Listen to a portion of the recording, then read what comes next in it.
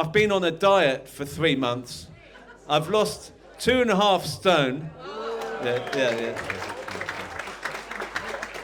I mean, in Slimming World, I'm winning in Slimming World. I'm Slimmer of the Week 3 times, right? It's the only thing I've ever won, right? And the thing is, this is my night where I'm gonna not slim, okay? This is the night where I'm gonna break all rules. And I think, I wish everyone else would do the same. Let's really eat curry tonight. There's still people coming in. Asa Winstanley's just arrived. Round of applause for Asa Winstanley.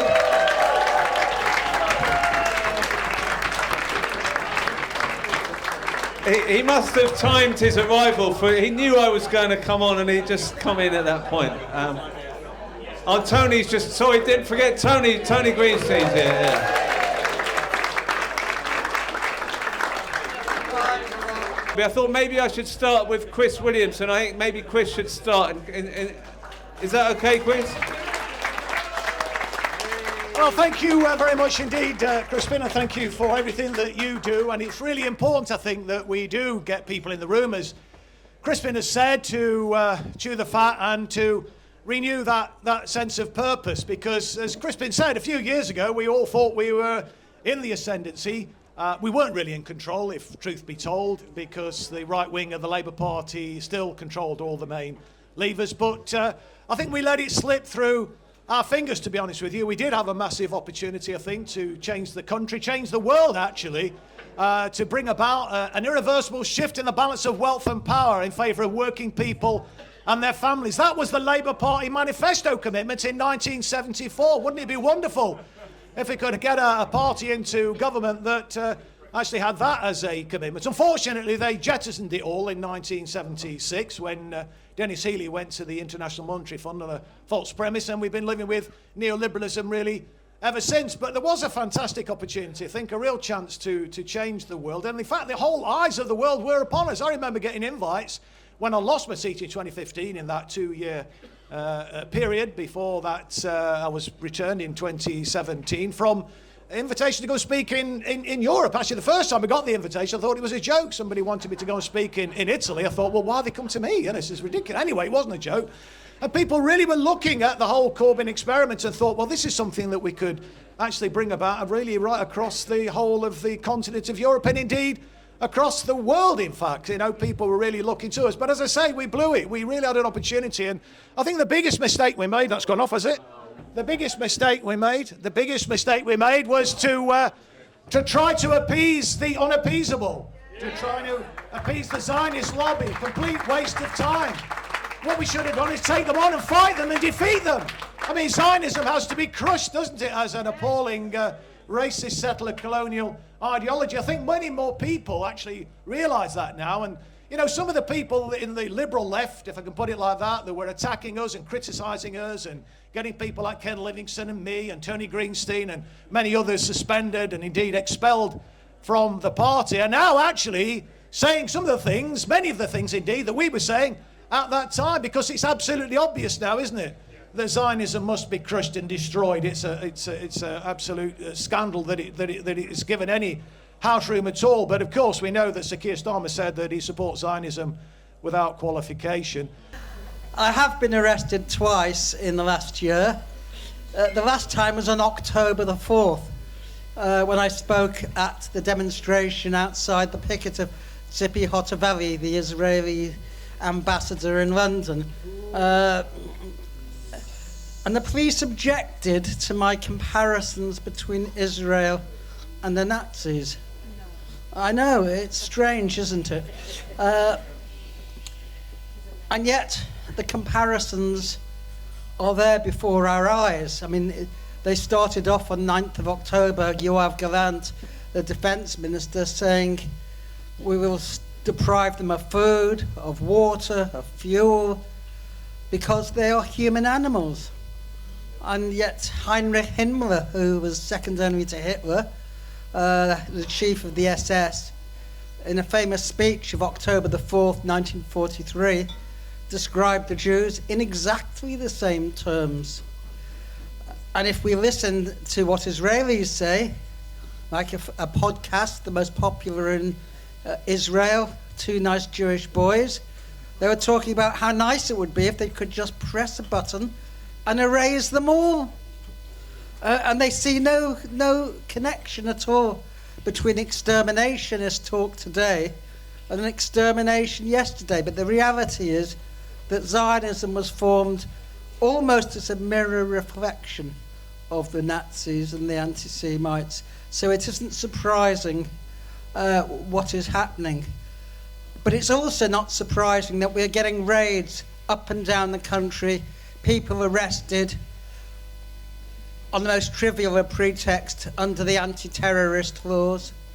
And of course it's not political, we will be told, even though there are some laws which they're not so enthusiastic about implementing, like the fox hunting law, for example, or there's the International Criminal Court law, which outlaws complicity in war crimes and genocide. These laws are less important to them than finding an excuse and a pretext for convicting someone because they're alleged to have supported Hamas. So I think we know what it's about, but we also do face an international situation where US imperialism, with Britain in its pocket, as it were, is going to war on any pretext against any adversary that they think of, whether it's China, whether it's Russia, whether it's Iran, you name it. I mean, the US is already sanctioning about 30 countries. So we live in incredibly difficult times. This is worse than the Holocaust, and we have to speak out about what it is. What Israel is, and it always been. Israel was always about terrorism. Israel was always about the ethnic cleansing of the Palestinians to destruction, to exterminate them. And the words and the language that you hear Israelis speaking now openly was always the language that they were speaking, was always. But Israelis knew for many decades they have to hide it. They couldn't openly and explicitly say it. But now they say it clear and loud, that they want all Palestinians dead. And there is so little, unfortunately, hardly no Israelis are really speaking out against this Holocaust, because they managed to brainwash the entire population. And that population is a danger to the world, not just to Palestinians, because they're so full of hate. They're so full of lacking any humanity in them, no shred of humanity. And so it's a hard work that we're going to face, trying to save the Palestinian, those who still surviving, and the whole Middle East, because Israel wants more. It's now attacking Syria. We know what they've done to Lebanon, and they haven't finished Lebanon either. We need to do more than just march, more than just protest. We need, in fact, to have a cutting edge to our movement. And we already do have, thankfully, a cutting edge to our movement, and it's called Palestine Action.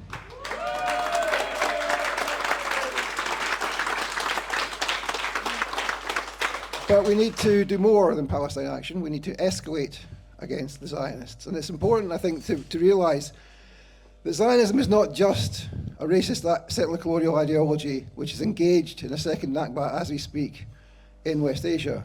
It's also a movement which is all over the world. It's a movement which is in this country, where there are, if you count up the organizations, there are probably between 2,000 and 3,000 Zionist organizations in this country, right? And those organizations are dedicated to continuing the Nakba in one way or another, whether it's through pushing Islamophobia in this country, which of course is a key Zionist activity, or whether it's in directly supporting illegal settlements, the IDF, and directly being involved in the genocide. There are thousands and thousands of charities in this country which are directly engaged in supporting the IDF, directly engaged in, for example, funding, do people know about this? There's a thing called a Hesder Yeshiva, which is A yeshiva largely built on illegally occupied territory in the West Bank. Not all of them are, but most of them are. And these are yeshivas where young men from the ultra-Orthodox community go to learn Torah during the week, and at the weekend or in the evenings they join the IDF and they go and kill Palestinians. And these are funded directly by charities in this country, in America, and all around the world. These charities are the lifelines of the Zionist occupation in Palestine, and we can start to cut the lifelines here rather than just in Palestine. We need to be closing down every single Zionist organization in this country, every single one. If we reflect on something that is as old as the perhaps 1936 speech made in the United Nations, that freedom is indivisible, and human rights likewise are indivisible. And if we allow the Palestinians or any people to be crushed, to be subject to genocide, to be wiped off the face of the earth, are we so arrogant as to imagine that those who commit those crimes against the Palestinians will not feel free to roll out similar crimes against us?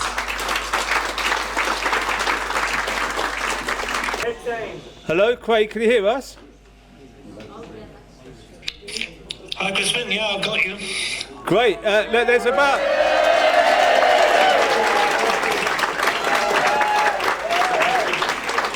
There's about 150 people here. They've all eaten curry. Are you getting any good food out there? I'm eating a pizza at the moment. And where are you staying? Are you safe? Because everyone wants you to come home. Can you come home, please? No, it's probably much safer for me here than it is there just at the moment. And what kind of pizza is it, by the way? It's got pineapple on it.